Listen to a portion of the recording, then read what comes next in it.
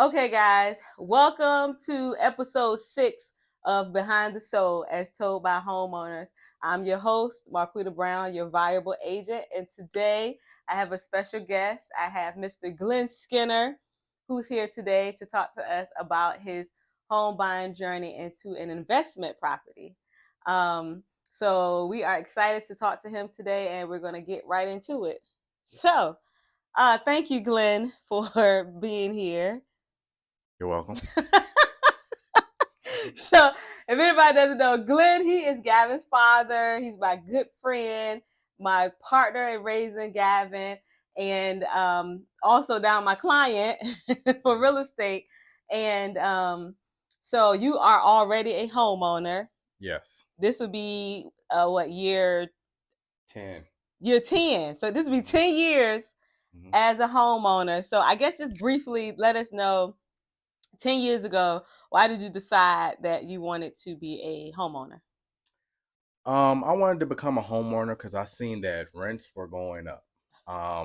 I paid a modest amount in rent when I Yes, did. I probably had some of the lowest rent you could ever have at the yes. time, and it was like $590.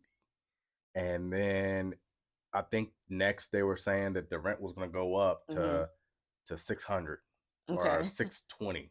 And I Mm-hmm. was like, well, I'm not getting more for my money. You know what I'm saying? It's still the same spot. So why am I going Right. to pay more?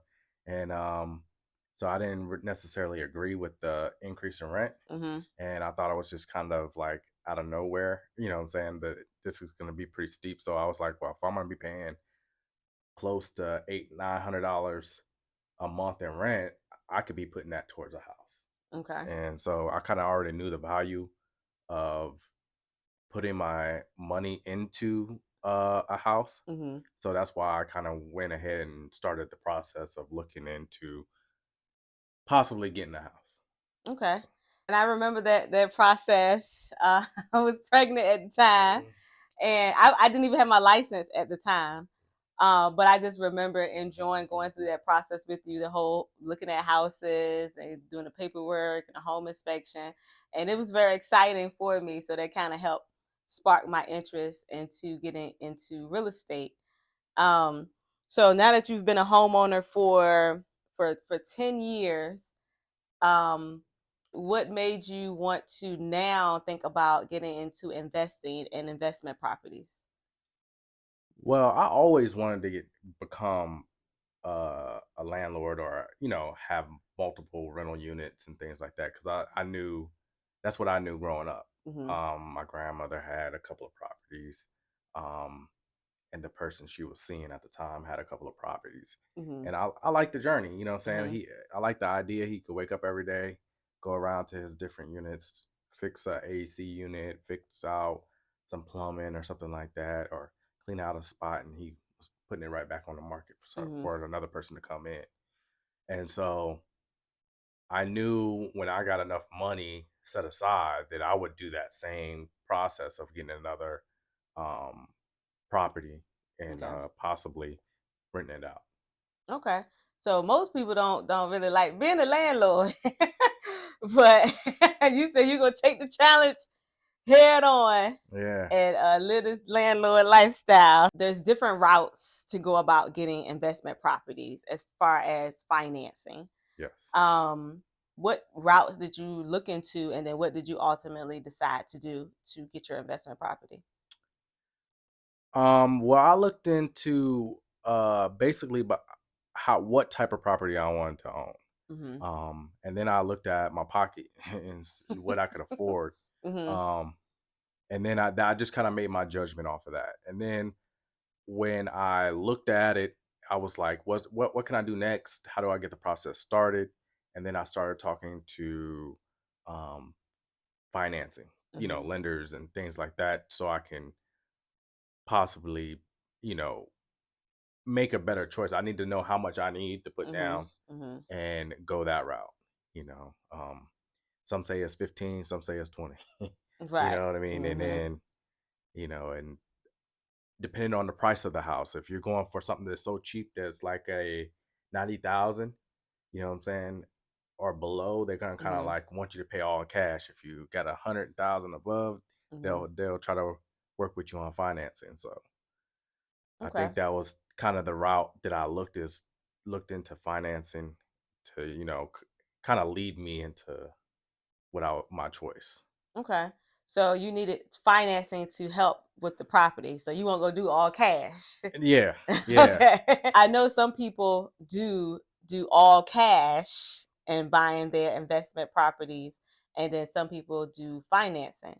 Mhm. So with the financing, because of course you are already a homeowner, you couldn't use the house hack that I talk about on my social media channels about house hacking, about getting a house and then in a few years renting it out and getting into something bigger. Mhm. So this case you didn't do that. So what you did though was you used what's called a HELOC, Yes. a home equity line of credit, where you pulled some equity out of your primary residence and use that as your down payment for your investment property. Yes. Okay. So that's a very popular route that people like to go. Yeah. I kind of did it a different way. Oh, okay. So I did a Oh, that's refinance. right. That's I right. did a You did cash out cash out refinance. refinance. That's right. That's right. And which allowed me to take out enough to for my down payment. Okay. And so I did that. I did it in a time where I knew it wouldn't hurt me. Mhm. And I got it in there before all the crazy interest rates and things like that because I pretty much had a solid interest rate Mhm. when when I went to go through that process. And then so I just allowed the equity in my current home to pay for my investment. Okay. So So that's another reason why it's good to be a homeowner. And when they say building wealth, because you can take the equity that builds into your home and use that to invest into something else. It could be a business, it could be paying down debts, it could be investment property. yeah. So that's another reason why it's important to be, look into home ownership to help with building wealth for your family. So we got the money together by doing a cash out refinance on your primary property. Mhm. Use that money as a down payment. What were some of the other requirements they had to get this investment loan? Like, did they have a credit score requirement? All those other different things. Yeah, they wanted to see a credit score around I want to say it was 700. 700. It was close to 700. It was like a 650, I want to say Mm-hmm. between a 700 and 650. Okay, we'll do a Um range. yeah, it was a range between there. And they wanted to see that. They wanted to see my 2 years of employment. They saw all my tax returns. Mm-hmm. Um and that was pretty much it. Okay. Man, once I got the paperwork uploaded into the portal, um it was a hey, I need these one-offs here, this bank Mm-hmm. statement here or Mm-hmm. that here, just to kind of secure it. I think I was in that threshold where most people would have paid cash for what I Mm-hmm. financed. Right. So, which led me to having to put a lot down on the house, not knowing like, okay, if you got a house that's like under 100,000 or close to 100,000, they're gonna want you to put more down, which I don't understand that. I'm like, okay, my loan is already gonna be small anyway Right. and manageable, and you can kind of see through the bank statements and my paycheck stubs and all that that I can afford it. Right. So I don't see why they want you to put so much down Mm-hmm. up front, but that's what they had me do. But So how much of a down payment did you have to do? 20%, 25, 30? How much yeah, was it it was looking for? close to. I want to say I did 25%. 25% down. Okay. Yes. Okay. Now, I don't think it would have been that if the property was like 130 or 140,000. Mm-hmm. I think it would have been more like a 20%. You Okay. know, um, I think that's that give or take when you're in that threshold of it being where most people pay cash for it. Yeah. I think that's where they kind of was like, okay, well, what, you're financing this over 30 years. You know what I Right. mean? Yeah, yeah. I guess they're trying to get their money out of it quickly Yes. up front, Up front. as Yeah. opposed to waiting on this interest on this small loan over 30 For years. years. They say we're Yeah. gonna get all our money Yeah. up front. But it also kind of benefits you because if you got that much already invested in your property, Hmm. that's what you can take out. You know what I True. mean? Mm-hmm. So, um, Okay. Okay. So you would say, I guess, the applying for the financing was kind of similar to when you did it for your primary home. yes, it was very similar. Oh, It's pretty okay. much all the same criteria. It was no real extras. Okay. Um, and I did my how I did my financing um was just spot on compared to Mm-hmm. what I just went through with the refinance and how I purchased. Okay. So So pretty much the same. So it's not, so if you go on the traditional financing route for an investment property, the process is not that different from when you buying a primary property. It's just a matter of, do you have that 20-25% down that yeah. they're asking for on that property, um, and everything, all the additional paperwork that they're Hmm. asking for. So okay. So then once we got the pre-approval to start looking for the investment property, what type of properties were you looking for? What cities? What kind of return were you looking to get? Like, can you talk about that? Well, I was looking at basically value. Um, I know what was going on around the city. Basically, I looked at what was going around the city and where it would be best for me to buy a spot Mm-hmm. near the colleges, universities, things like that. And I looked and I looked at affordability. Mm-hmm. And when I found the one that I got, I just knew it was right because of the location Mm-hmm. and the price. I couldn't believe it, you know. Mm-hmm. And being that close to everything and being located where it was located, I just knew I had to grab that one. Mm-hmm. And so that that led me right there. Okay. Yep. So location and affordability. Yes, it Okay. was more the location because I would Okay. have paid more for that Right. Because of the um, location. because of the location. I'm surprised it wasn't more. You know what I mean? So you saying because the location was so good that you just knew you would be able to get a return Yes, on that property. I guess yes, once you put it up to be for a rental, hmm, you knew you would be able to get what you were looking for in rental. every bit of it. Yeah, All of it. Okay, so that's a good point when you're looking for investment properties. yeah. Location. That's what I. Sometimes over pricing. Yes. Sometimes So yes, yeah. because like you said, if you're in a certain location, you can kind of still get like a bidding war going, or even on a rental Hmm. property, because you had quite a few people Yeah. that applied for that location at the price. At the price. Because if behind the scenes, we got what you had, a 2 bedroom, two Hmm. bath, and renting it for what, 1250, Yes. 1250, and we had multiple people applying for this rental because of Hmm. the location. So yes, location over prices sometimes. Yeah, I think I had 12 people. 12 people apply. Yeah. Yeah, because I remember having to try to narrow it down Hmm. you picked the person I didn't want to pick, but it's your property. Yeah.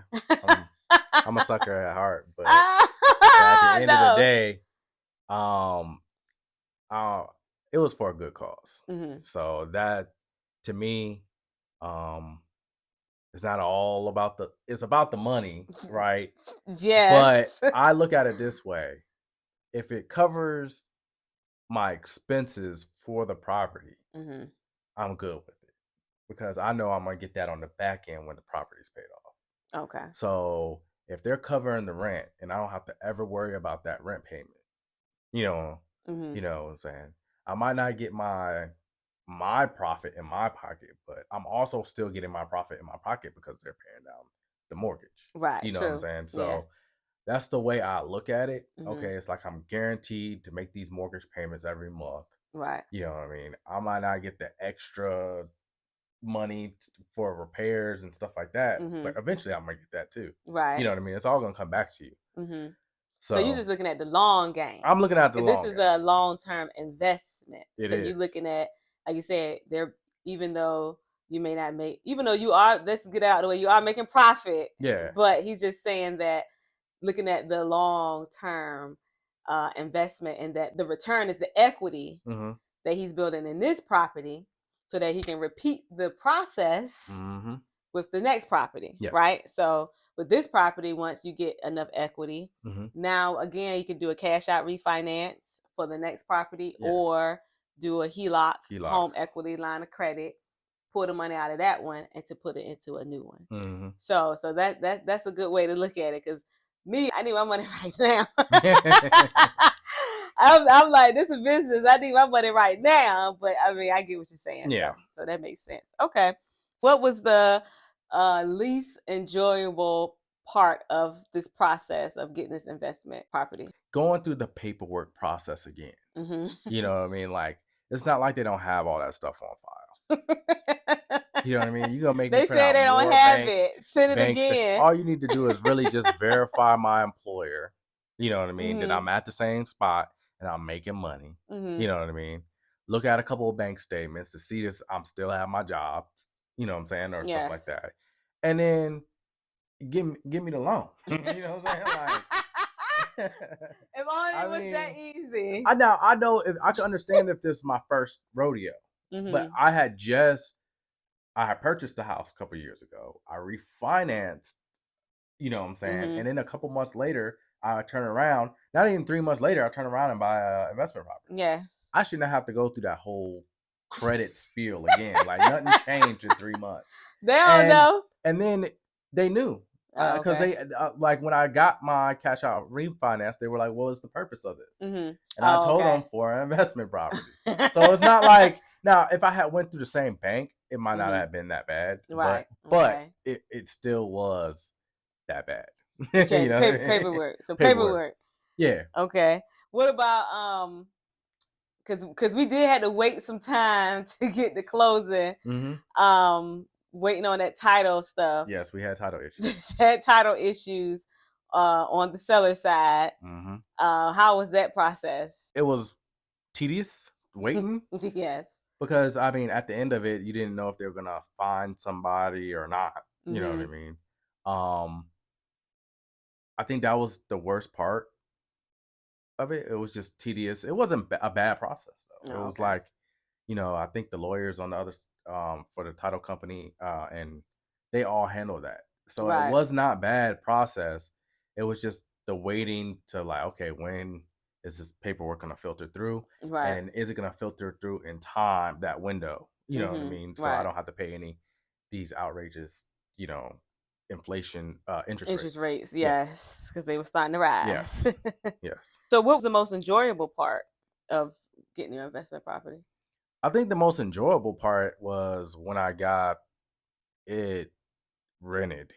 I think it was kind of another tedious part was filtering through all these applicants, you know, and then because of the market, you had applicants that were 3 or 4 months out that were applying for the apartment, and they don't have no intentions of moving in the next 2 or 3 months. Like, it's going to be like 3 months before they can move in. And you need somebody in there now. But that's just because rentals are so hard to find, and pricing and location and all that stuff. I think that was another tedious part of the game, but I enjoyed it once I got that property rented out. And I knew that, okay, that part's over. I might have somebody paying these rents every month. Right. So did you ever think of having a property management company handle all that? I know earlier you said you want to do the landlord thing, but did you ever think about hiring, because you can hire a property management company to handle, you know, marketing the property, filtering through applicants, and handling all that whole process. So yeah, did you think about that or no? I did think about it. I looked at it early on, and I looked at it and I was like, okay, what's the going rate for them to put my property on the market and rent it out? And I was like, well, if I'm gonna pay them to do that, I could do it myself, because they have apps and software that basically do what the property manager is gonna do. So that's why I was kind of on the fence. Now, if I had multiple properties, and I'm talking about like 50, 60 units, where it was like, okay, I can't manage this by myself. Yes. Then I would do it. Probably. Probably. That boy tight on a dollar. I I mean, okay. I 50, do this 60 units. You said you might yeah. get a property Now, like management this is what I'm company. saying. Yeah, because I mean I could do it bad if on myself all by myself, right? Because I've lived in like houses, you know what I'm saying, and rented from a property manager, and they not fix anything. Mm-hmm. You know what I'm saying? They don't like you can't get them on the phone, you can't contact them. They don't Yeah. respond to your email or your letters or anything like that. And like only time you see them is when you picked up the keys and you dropped off the keys. You know. Mm-hmm. So and they're supposed to be taking care of your stuff. Yes. You know what I mean? So how are you taking care of my stuff if you're not responding to people's calls? But that's something you don't know as an owner once you hand it over to a property Yeah. manager. True. So that's what I knew about property management and that missing connection. Mm-hmm. And so that's why I was like, unless I got a unbearable amount of properties, then I wouldn't mess around with that property management. Not to say they're not good property managers out there. They just have to be really good for me to trust that they're gonna take care of my investment. Yes. Okay. Now that you've had the property, what, almost a year now, um, how is things as far as repairs and stuff like that? When you got the property, did you have to do a lot of repairs and upgrades, or just a few? And then where are you now with repairs? I did have to do a few um upgrades and some minor repairs. Okay. I had to do some work on the air conditioning unit. I had to add a washer and dryer. I had to rip up the carpet. I had to paint, and I had to replace the refrigerator. Okay. Um, these are typical things you're gonna do Right. throughout the process. So, oh, and I had to do a stove. I think I Mm-hmm. did a stove too.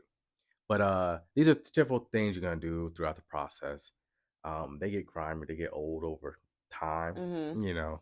Um, so I kind of budgeted for them. I knew these Okay. things were gonna have to be replaced. Okay. And Because you want your property to look a certain way. You don't want a yes, reputation of being a slumlord yeah, with, you know, especially with you charging in rent. yeah, You want to make sure your property reflects what you're exactly, charging in rent. So you can't be charging that amount, yeah, and then you got old appliances, yes, tore up carpet.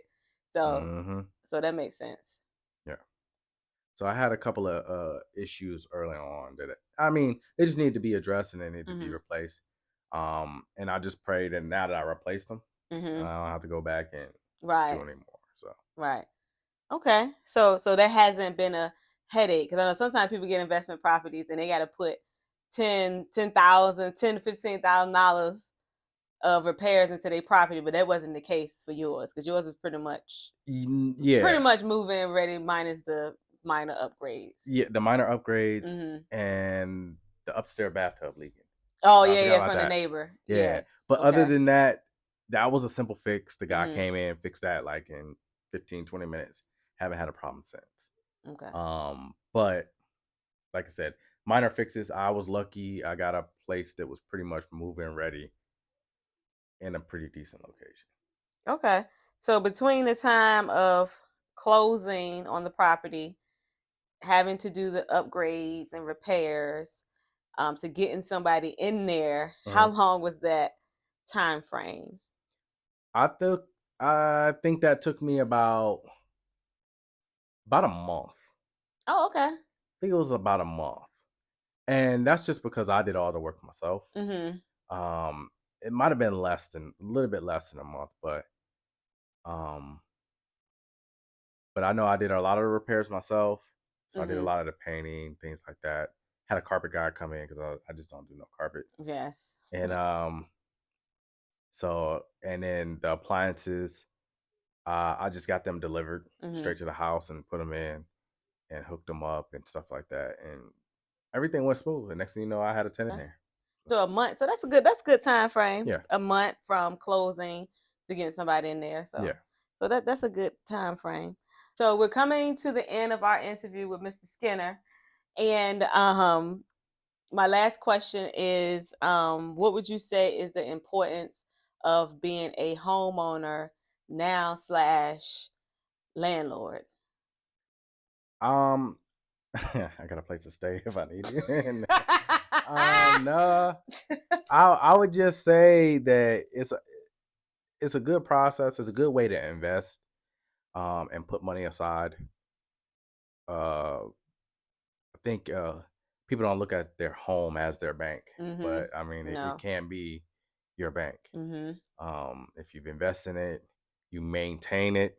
Yes. You know, Mm-hmm. then I think you're in good shape to always make money off of the home and it also always be profitable to you. So Mm-hmm. I think it's in, especially, we just need to know that, hey, you need to maintain your homes. Yes. And that's a big Mm-hmm. thing. Because if you want to get the most out of your home, you got to be able to, you know what I'm saying? You want to get the value out of Mm-hmm. it based on the condition. Yeah. So if you're not keeping up with the maintenance and the look of your home, you may not be able to get as much value out of it, because you do have to get it appraised Mm-hmm. before you can do the cash out refinance or the home equity line of credit. And Yes. so they do have to do an appraisal to Mm-hmm. determine the value of your home, and based on the condition, sometimes it may be valued a little bit lower than what you anticipated. So Exactly. that's a good point to make sure you keep Mm-hmm. up maintenance. Yes, maintenance is the key because I think the value of my home made a big difference Mm-hmm. in the amount that I got because I know some people that didn't get as much as I did on the on the value Right. return, Mm-hmm. but where the upgrades there in the home so you can get them. You know what I'm Right. saying? And Mm-hmm. that's the thing. Can't live in a home for 30 years and not touch anything. Absolutely. And if you think about it, having taking care and maintaining your bank, Mm-hmm. your home, and will ultimately allow you to have more money in the future or your Mm-hmm. kids to have that generational wealth that they need. So Okay. All right then. Well, thank you yeah. for doing this, and hopefully you guys learn a lot today about investing and investment property. And that concludes episode 6 of Behind the Sold as Told by Homeowners. I'm Marquita Brown. This is Mr. Glenn Skinner, aka Gavin's daddy, and we'll see you next time. See ya. All right. Gavin. Yeah. Gavin, everybody talking to you.